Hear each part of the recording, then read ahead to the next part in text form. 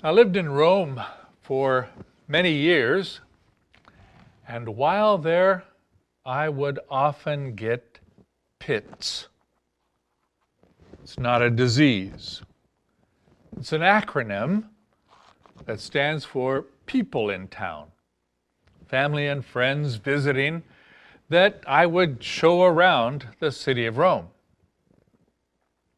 I could always tell who had traveled away from home and how much by the concerns the PITS had.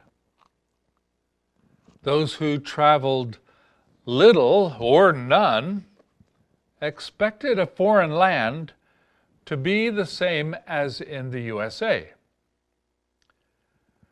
But those who traveled, and often, knew things would be different and were prepared for it, prepared to eat their bread without butter, or to drink their Coca-Cola without ice. So if you can, travel. The kingdom of God is the same way as life in another country or another state or another city. It's way different than what we're used to. Don't expect things to be the same.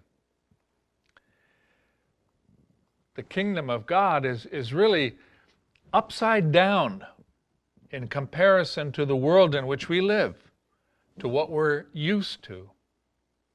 That's why I like to say that Christians should learn how to stand on their head and walk on their hands in order to have the proper perspective to live in the world, to live in the kingdom. Remember the teachings of Jesus. If you want to be first, go last. If you want to be exalted, humble yourself. If you want to have, give to others. Upside down. In our readings this Sunday, God tells the prophet that God's ways are different, because the earthly response to scoundrels might be to whack them, but God's response is to show them mercy, upside down. Or in the second reading, St. Paul says that he regards death and departing this life and going to heaven as gain. It would never occur to earthly thinkers that heaven is preferable to here, and that the only way to get there is through the doorway of death, upside down. The landowner in the gospel parable stands for God, who is just and merciful, giving the laborers the just wage he promised, but mercifully giving the pikers the same amount.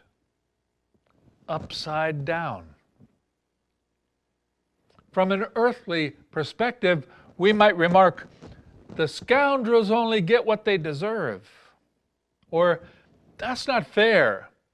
Either give the laborers more or the pikers less. Wrong side up. And we mustn't think that this kind of earthly thinking is something from far away and long ago.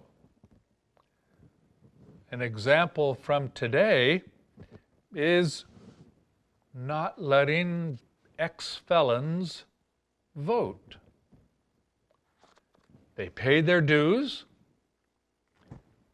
They should have the rights of every other citizen, but some want to whack them again. Wrong side up. So if you can, travel to the kingdom of God. Travel there by practicing prayer and reading the gospel and serving the poor.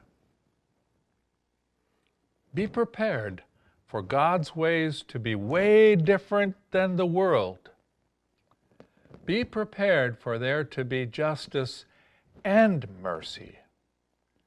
Be prepared to feel a longing for heaven that takes away the fear of death.